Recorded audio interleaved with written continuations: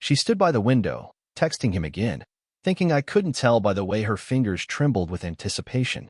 Her smile had a private edge to it, the kind of smile I hadn't seen in months, maybe years.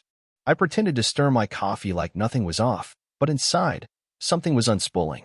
Something warm, bitter, and quiet. She had no idea that I knew. The plan was simple. She told me she needed the house for a delivery. Said she'd handle it, while I spent Saturday out of town helping my brother move. I nodded, like the fool I am, pretending I still believed the stories, the late-night work calls, the urgent trips to the grocery store where she came back with nothing but a receipt she never let me see. She didn't know I'd installed the camera. Just one. In the hallway by the guest room. Not because I didn't trust her. Because I couldn't ignore the feeling anymore. And when the alert pinged at 11:42 p.m. 3 weeks ago, I opened the app and saw her barefoot, in a robe, guiding a man I didn't recognize through our hallway like it was a hotel suite. She touched his back as she closed the door. That was the moment something in me shattered so quietly, it didn't even make a sound. And yet, I said nothing. Not then. Not for 3 weeks. I still kissed her goodnight. Still folded her pajamas when they fell on the floor. Still watched her lie to me with the same lips she kissed him with. Because I wasn't ready to blow it all up, not until I could burn it clean. Then, yesterday, she made her mistake. She left her laptop open, went to take a call, and I saw it. A message. Just a few lines, but it was enough. Come around 4. He'll be gone till late. Use the side door. That's when I made my plan. Today, she left the house at noon, dressed in jeans but with the red lace strap peeking under her sweater, the one I'd bought her for our anniversary last year. She looked nervous. Not guilty. Nervous, like a girl getting ready to impress someone new. She didn't kiss me goodbye. Just said, don't forget to bring me a smoothie later. I didn't forget. But I wasn't going to bring the smoothie. I was going to bring her. She didn't know I'd called the number she'd been texting. Didn't know I used a fake voice and told him she wanted to surprise him at the motel instead. Didn't know he would walk into a room expecting her and find a bouquet of red roses with a note that read, "She's running late. In the meantime, meet the husband." And she didn't know I had already picked up someone from her past. Someone she never expected to see again. Someone she once called a mistake, the kind of mistake she said she'd buried forever.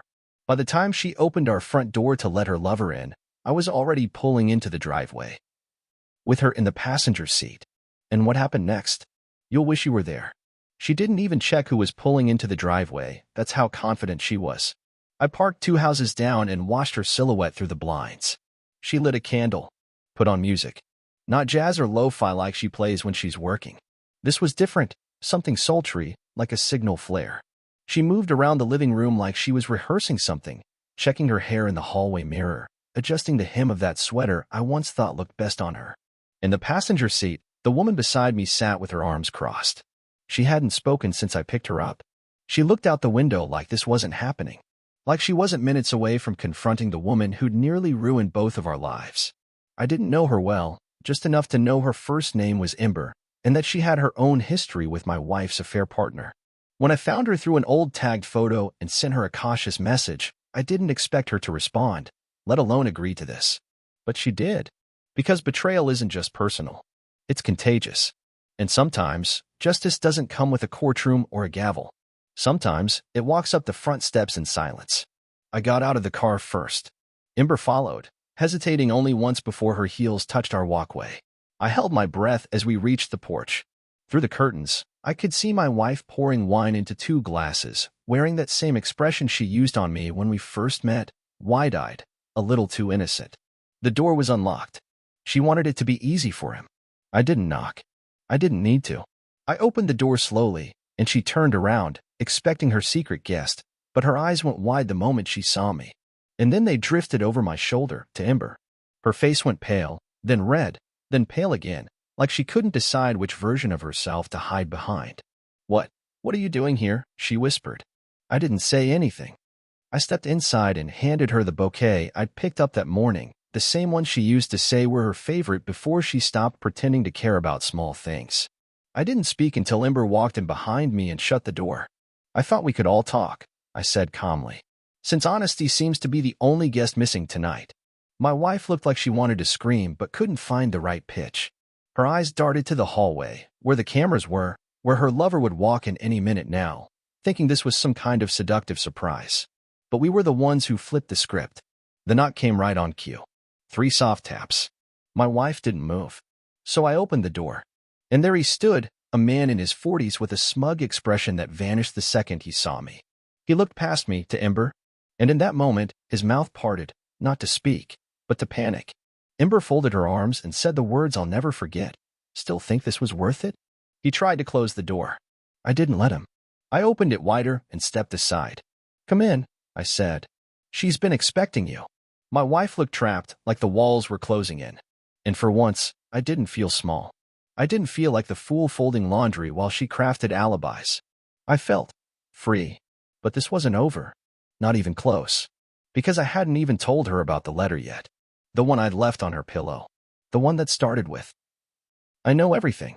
She didn't go for the letter right away. First, she tried to recover the room. Rearrange her posture. Paint on that broken, trembling smile. This isn't what it looks like, she stammered. Eyes bouncing between me, Ember, and the man still frozen in our doorway like a student caught sneaking into detention. I didn't respond. I just walked past her like a guest in my own home, toward the bedroom, and returned with the letter folded neatly, still untouched on her side of the bed. I handed it to her without a word. She hesitated. For a second, I thought she might throw it in my face, or deny everything until her voice cracked. But curiosity, or maybe guilt, got the better of her. She unfolded it with shaking hands. And as she read, the silence in the room changed. It wasn't awkward or tense, it was suffocating. The kind of silence that drips like cold water down your back. Her lips moved as she read. Her eyes narrowed, then widened, then glistened. Her breathing grew louder. Faster. When she reached the final sentence, she looked up at me as if I had reached into her chest and taken something irreplaceable. The last line of the letter read, This house belongs to me. The mortgage is in my name. The deed, too. You'll be staying somewhere else tonight. She opened her mouth, but I held up my hand. No.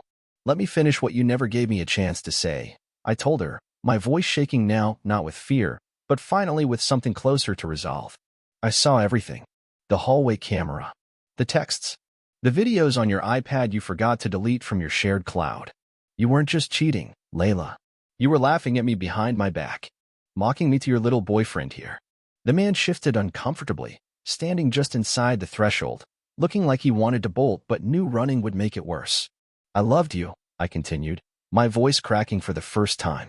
I still folded your damn towels. I made your stupid smoothies in the morning. I listened to you cry about your job while you were out sneaking around behind mine. Do you know how that feels? She said nothing. Her hands trembled, still holding the letter. Ember stayed near the fireplace, quiet but radiating a kind of pain I recognized. She was here for closure, too, though hers looked different. I didn't come here to fight, I said. And I didn't bring her to embarrass you. I brought her because she deserved to see what kind of man she walked away from. And I needed you to see what kind of man I'm becoming. Layla finally spoke. You can't just throw me out. Yes, I can, I said flatly. And I already did. I pointed to the suitcase at the door. She hadn't noticed it before, but there it was. Her bag, her keys, her purse, all packed and waiting. I'd gone through her things while she was at the salon that morning. The guest room closet, the bathroom drawers, all empty now. And if you're wondering how I had time, I added, maybe ask yourself how often you've been so busy lying to me. You forgot I was always paying attention. Her lover finally spoke. Look, man, maybe this has gone far enough. I turned to him with a half laugh. Far enough? You were coming here to sleep with another man's wife in his house. And now you're standing here like you're the one who got ambushed. He looked at Ember, and she shook her head, arms still crossed. You disgust me, she whispered. You told me she was your boss. That it was just flirtation. You said she didn't even know you existed. And now I'm watching you stand here like a schoolboy caught in the locker room. Layla finally sat down. Not on the couch, on the floor. Her face collapsed in on itself. Not the dramatic sobs of someone heartbroken. It was the brittle, shaking stillness of someone who just realized their world was never theirs to begin with. I didn't yell. I didn't scream. I just looked at her one last time and said, You broke something you'll never get back. Then I turned to Ember and said, Let's go. Because the next chapter wasn't going to start in that house. And she was no longer part of mine. We didn't slam the door when we left. We didn't need to. Some exits speak louder in silence. I walked out first, Ember just behind me, And we stepped into the golden evening like people leaving a crime scene they didn't cause but were forced to witness. The suitcase sat untouched by the threshold. Layla hadn't moved. Her lover stood there like he was waiting for someone to tell him what to do. I didn't bother. Let him stand there and stew in it. Let them both rot in the silence they created. As I backed the car out of the driveway, I caught a glimpse of Layla through the rearview mirror. She was standing in the front window now, her hands pressed against the glass, eyes wide and tear-lined. But not the kind of tears that move you. They weren't sorrow. They were desperation. The kind of panic that blooms when control slips out of your hands and there's no script left to follow. She had spent months writing her version of this story, where I was the background character, too soft, too clueless to notice she was recasting her life without me. She must have really believed she could play it both ways. Smile at breakfast, cheat by lunch, and lie through dinner. But that's the thing about fantasy, eventually, someone has to pay the check. I didn't speak for a while as we drove. Neither did Ember. It wasn't uncomfortable. Just heavy. A kind of shared exhaustion that settles over two people who've been used like disposable characters in someone else's sick little play. We stopped at a small overlook on the edge of town, the place where you can see the river twist between the trees and the lights of the diner flicker beneath the hills. I used to bring Layla here when we were first dating. I remembered her leaning against the hood of the car, promising things like forever and loyalty and no matter what. It felt like 100 years ago. Or maybe just a different life entirely. You okay? Ember finally asked, her voice soft but steady. I nodded, but I didn't lie. No, but I think I'm going to be. She looked away and said, almost to herself, they really think we're stupid, don't they? That hit me harder than I expected. Because yeah, they do. The cheaters. The liars. The manipulators who talk in circles and smirk while you question your own sanity. They build a version of reality so clean and practiced, you stop trusting your gut just to keep the peace. You look past red flags because you're too tired to pull over again. And worst of all, they make you feel like the villain for noticing. I stayed with him after the first affair, Ember said quietly. Told myself it was just physical. That he was stressed. That I was being too sensitive. He made me believe it was my fault. I glanced at her. Yeah, same. We sat in that silence for a while. Then, almost as if it were choreographed by fate, her phone buzzed. She looked down, frowned, then handed it to me. It was a voicemail. From Layla. I pressed play on speaker. Curtis. Please pick up. I don't even know what to say. I didn't mean for it to go this far. He doesn't matter. You matter. Please, just come back. We can talk. Please don't throw it all away like this. I was going to tell you. I swear. I was going to end it. I made a mistake. Please don't do this. She ended the call with a broken breath, like she'd been crying. But it was too smooth, too rehearsed. It wasn't raw. It was strategy. I deleted the message. I think she just realized what she lost, Ember muttered. I shook my head. No. She just realized she can't control the ending. And that's what scared her the most. Because for the first time, I wasn't playing the part she wrote for me. I was rewriting the whole story, and she wasn't invited to the next chapter. Monday started like any other. Except it wasn't. My alarm went off at 6:30, but I'd already been awake for an hour, staring at the ceiling of a guest room in a friend's apartment. The same friend who warned me years ago about Layla, back when I still defended her every strange behavior like a loyal fool. I never thought I'd need his couch. But here I was, a week's worth of clothes folded into a duffel bag, my phone buzzing with unread messages, and a hollow kind of freedom swelling inside my chest. I didn't know what to call it yet. It wasn't peace. But it wasn't pain either. It was the part right in between, like the sting after you rip off a bandage. When I walked into work that morning, people noticed something was different. I didn't crack jokes. I didn't offer to grab anyone coffee. I just sat down at my desk, logged in, and got to work like I was building a new version of myself out of spreadsheets and silence. And then, right after lunch, I saw her. Layla. She was in the lobby, dressed like she had come from church. A beige coat over a white blouse I'd never seen her wear before. She looked small, almost dainty, clutching her purse like a child who'd just been scolded. My heart didn't race. It didn't drop. It didn't even move. I stood up slowly and walked down to the entrance. And as I turned the corner and saw her face light up at the sight of me, I knew I wasn't the same man she thought I still was. Curtis, can we talk? She asked immediately, her voice already trembling with practiced emotion.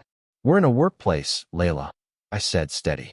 Whatever you want to say can be texted, or emailed, or run through my lawyer. I don't want to involve lawyers, she whispered, stepping closer. I need to explain. You don't, I replied. You need me to forget. And that's not going to happen. She looked like she'd been slapped, but she wasn't surprised. Not really. She knew this version of me had been there all along, buried under years of swallowing things to keep the peace. She just never thought I'd let him out. I was lost, she said, almost too quietly. I didn't know who I was anymore. You stopped seeing me. Don't do that, I said. Don't turn your betrayal into my fault. I saw you every day. I just didn't know you were turning away every time I blinked. She stared at me, waiting for the moment I'd crack. I think she thought I'd hug her, cry, say, let's work on this. But the only thing I offered her was the truth. You invited him into our home, I said louder now. You walked him down the hallway where we hung our anniversary photos. You slept with him in the bed I built with my own hands. And then you cried when I caught you. Not because you were sorry, but because the story didn't go your way. People were watching us now. My coworkers, the receptionist, even the guy from IT.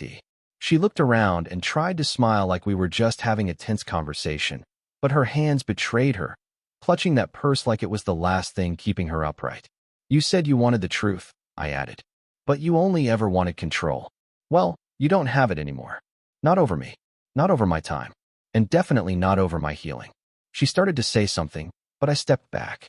I wish you peace, I said, but not my presence. And with that, I turned around and walked away, past the desk, past the whispers, past the pain she once used to keep me afraid of being alone. I wasn't afraid anymore. That afternoon, I found an apartment listing. 1 bedroom. Nothing fancy, but it was mine, and it didn't have her shadow in it. And that night, for the first time in years, I fell asleep without wondering where she was, or who she was with, because I no longer cared. 3 days after she showed up at my work, a thick white envelope arrived at my friend's apartment, forwarded from our old address. No return name, just our former zip code scribbled in the corner. I held it for a full minute before opening it. It felt heavier than paper, and I don't mean weight. There's a strange kind of gravity that clings to things sent by people who betrayed you, like they're still reaching for control, even through the mail. Inside was a letter, handwritten, 5 pages long. I recognized her looping cursive instantly. It was the same handwriting she used to label homemade cookies or scribble "I love you" notes in my lunchbox back in the early years. Now it bled apologies. Please. Nostalgia weaponized as bait. But this wasn't a confession, it was a rewrite. Carefully crafted to minimize her affair, to make herself the victim of loneliness, confusion, emotional neglect. Pages of "I didn't mean to," "I felt invisible," and "I wanted to feel alive again." Not once did she say she was sorry without following it up with an excuse. And then, tucked behind the final page, was a photo, one I had never seen before. It was the 2 of us, from our wedding day, but it had been edited, our faces cut out and taped over a tropical background, like she was trying to recreate a honeymoon we never had. Behind the photo was a handwritten note. I thought maybe we could start over. One more trip. Just us. For a moment, I sat perfectly still. Not sad. Not angry. Just hollowed out. Because it was clearer than ever. She didn't miss me. She missed the comfort. The version of me who wouldn't question. Who wouldn't walk away. I tucked the photo back in the envelope, resealed it, and threw it into the trash. She hadn't changed. She was just recalibrating her manipulation. And I knew what I had to do next. That night, I logged into our joint storage account, the one we used to back up photos, documents, life stuff. I hadn't checked it since everything exploded. But now I went through it with new eyes. And what I found there made my stomach churn. Screenshots. Videos. Recordings I hadn't seen before. She had saved more than just memories of her affair, she had organized them. Folders named with dates, locations, initials. I wasn't just cheated on, I was archived like an unwanted footnote. It was methodical. Almost obsessive. I recognized hotel names, receipts she once claimed were for work retreats, even a file titled "Emergency if Curtis finds out." Inside it, a script. Lines she planned to say if I ever confronted her. Complete with instructions on how to break down emotionally, touch his arm when apologizing, and remind him how much I supported his job when he was depressed. She had literally written out how to manipulate me through a confession. That was it. I didn't cry. I didn't scream. I didn't even feel rage. Just a kind of focused clarity I hadn't felt in years. She wasn't just unfaithful, she was strategic about it. And she wasn't going to stop unless I shut the door permanently. I forwarded the entire folder to my attorney, marked it as part of our divorce documentation. Every file, every timestamp, every lie. Then I deleted my access. That same night, I changed my number. The final message I sent to her simply read, "You can keep the memories. I'll keep my future." I didn't expect a response. And thankfully, I didn't get one. Not that night. But the universe has a twisted sense of humor. Because a week later, her mother called me. And what she told me changed everything again. I hadn't spoken to her mother in nearly a year, not since Layla's birthday dinner, when she raised her glass and toasted to second chances, even though I had no idea what Layla had done that needed forgiving. It had bothered me then, but I buried it like everything else. So when her name popped up on my new number, one I hadn't even shared with most of my friends yet, I froze. It was like hearing a knock on a door you thought you'd locked for good. I let it go to voicemail. But she called again. Then again. On the fourth ring, I picked up, more out of instinct than curiosity. I expected the same thing I'd seen in Layla's letter, a string of excuses, pleas for reconciliation, some motherly guilt trip about how much she's hurting. But the voice on the other end didn't match my expectations at all. Her tone wasn't angry. It wasn't warm, either. It was tired. "I need to talk to you, Curtis," she said. "There's something you don't know. And it's not about getting you two back together. It's about making sure you understand exactly who my daughter has become." That sentence hit me like ice water. She asked to meet in person. I almost said no, but something in her voice, the urgency, the weariness, made me agree. We met at a cafe halfway between our old house and her retirement condo. I spotted her instantly. She looked older than I remembered, more fragile, like the weight of her daughter's secrets had aged her faster than time. She didn't waste a second. "She's been like this since she was a teenager," she said, hands wrapped tightly around her mug. "Charming. Beautiful. Manipulative. She learned how to lie better than anyone I've ever met. And every time someone confronted her, she cried, promised to change, and made them feel like monsters for not forgiving her." I sat there in stunned silence. "I saw the signs when you two got married," she continued. "But you loved her so much. I hoped maybe you'd be the one she wouldn't break." But then I started hearing the same phrases, the same stories she used with her exes. Same script. Same excuses. "I begged her not to hurt you. She told me I was jealous of her happiness." Her voice cracked then, just slightly. "She stole from your joint account, didn't she?" I stared at her. "How do you know that?" "Because she did it to the last one, too. Her ex before you. And before him." I leaned back. It was like someone had just punched the breath out of me. I had always assumed Layla's past was filled with people who didn't understand her, like she always claimed. But now, the pattern was impossible to ignore. "She told me you were boring," her mother added, "that you didn't excite her. But you know what she said that really scared me?" I said nothing.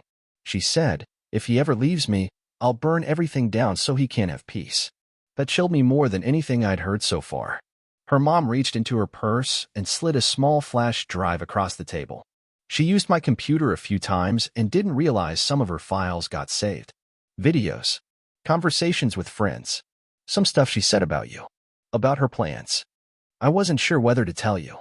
But after what she's done, after the way she's talking now, I think you should be careful. I think she's unraveling. I took the flash drive, but said nothing.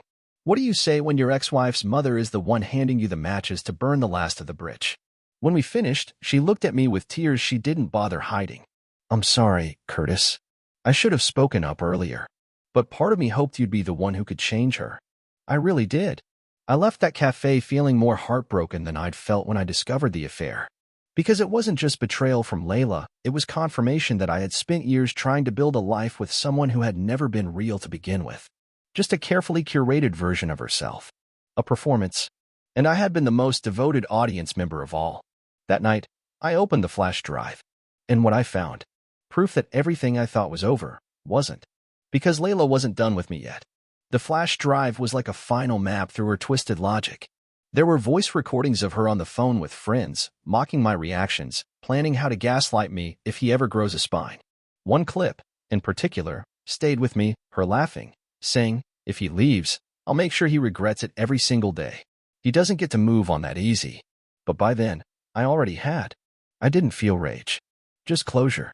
The kind of quiet ending you never expect in real life, Not with fireworks or revenge, but with distance. The kind where you simply stop caring. That's what true peace felt like. Not forgiving her, not forgetting, just releasing it all. I deleted everything. I didn't even feel the need to save it as leverage. I'd won the most important thing, my freedom. A week later, I moved into a small loft on the other side of town. It wasn't much, just a second-hand couch, a clean kitchen, and a bed I bought with my own money. But it was mine. No lies lived in those walls. No half-smiles. No late-night whispers I couldn't hear. Just space. Air. Light. I adopted a rescue dog, this shaggy, nervous mutt named Jasper. First night he slept at the foot of my bed. I cried without knowing why. Not from sadness, but from something deeper. Like for the first time in years, someone in my home wanted nothing from me but kindness. Ember and I kept in touch, too. We'd meet for coffee every couple weeks. No pressure. Just two people rebuilding, one slow breath at a time. We never defined it. Maybe that's why it worked. As for Layla, the divorce finalized without protest. She didn't even show up in person. Just sent in her signature and a short note scribbled at the bottom. I hope someday you'll remember the good things. I'll always remember how safe you made me feel, even when I didn't deserve it. I didn't reply. Not out of bitterness, but because some chapters end better with silence. Now, when people ask what happened between us, I don't tell the whole story. I just say, we weren't the people we thought we were. And that's okay. Because it is okay. Healing didn't come all at once. It came in tiny ways, learning to cook for one again, laughing at a movie alone, finding comfort in quiet. And most of all, it came when I stopped chasing the version of her I fell in love with and started becoming the version of myself I'd forgotten I could be. This isn't a story of revenge.